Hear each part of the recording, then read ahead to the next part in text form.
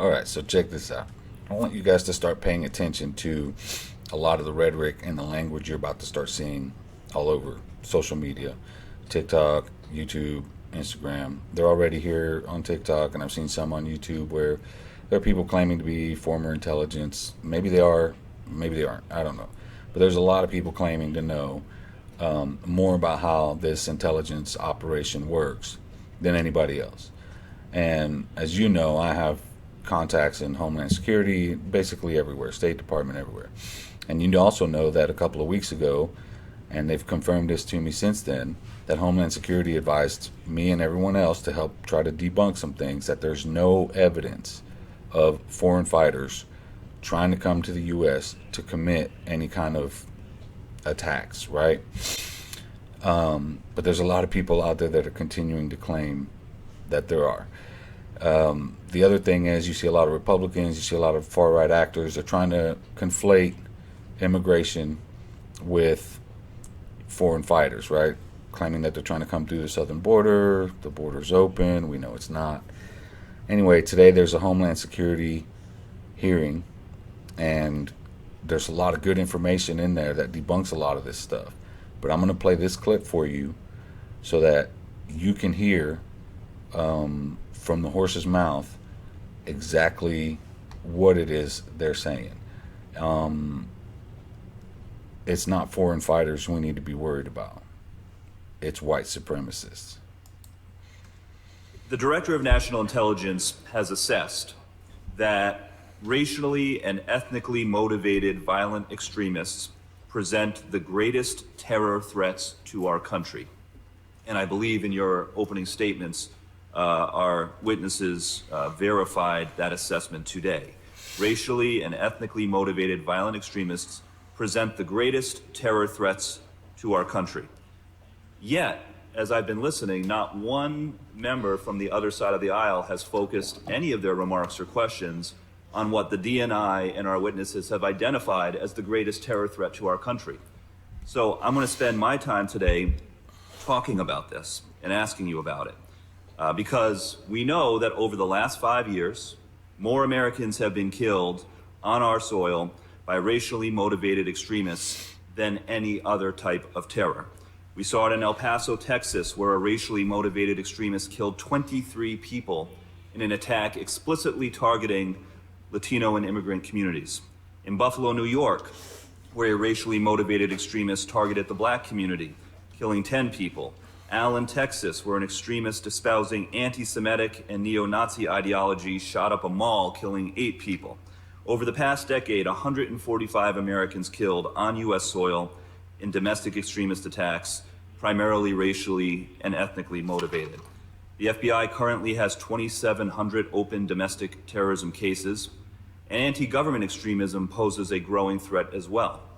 We just learned the horrifying news that an associate of a January 6th defendant pleaded guilty to conspiring and plotting to murder 37 FBI employees in Chattanooga for the admitted purpose to retaliate against government conduct. And of course, in the wake of the October 7th Hamas terrorist attack in Israel, we are seeing a significant rise in anti-Semitic and Islamophobic violence across the country. The Anti-Defamation League reports that anti-Semitic incidents of harassment, vandalism, and assault have increased by 388% over the same period last year. Just this week, a Michigan man pleaded guilty to threatening to commit a mass shooting against the Jewish community. The Council on American Islamic Relations has similarly reported a 216% increase. And of course, we are all familiar with the tragic death of a 6-year-old Palestinian American who was horrifically killed in a hate crime a few weeks ago. So, given that this has been identified as the greatest terror threat facing our country, I'd like to give each of you an opportunity. So, there you have it, right? He cites the Director of National Intelligence, he cites the FBI, he cites all the organizations, same ones that Homeland Security cites. So when you hear these people trying to claim that immigrants this and immigrants that, and foreign fighters are trying to come to the southern border, and Colonel whatever his name was trying to claim that Hamas and Hezbollah are in Mexico, talking about Sunni and Shia Muslims. Don't buy it, man. Don't buy it. This is Islamophobia. And believe it or not, it's driven by the same anti-Semitism that we see in the Republican Party. Marjorie Taylor Greene is in this hearing running her mouth about Muslims this, Muslims that, when she is an anti-Semite. 100%. And I did an article a while back that points to how anti-Semites have suddenly become supporters of Israel. And it's not because of the Jewish people. It's because of European white colonization. We all know that. So anytime you hear anybody, feel free to call them out. Link them to this video, link them to my articles. I'm going to keep debunking it. One of the things I tackle is mis and disinformation. I also tackle extremism, hate groups, and everything surrounding that. Human rights and racial justice covers all these things. So stay focused, friends, and don't buy into this hateful propaganda, because there are a lot of hate crimes that are about to come because of anti-Semitism and Islamophobia. And a lot of the rhetoric coming from our own politicians, including the White House, are driving it.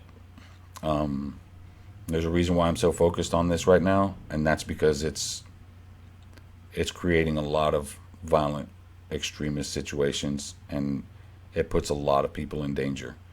You know, when Donald Trump refers to all of us as vermin, he puts us all in danger too, just because we don't believe as they do.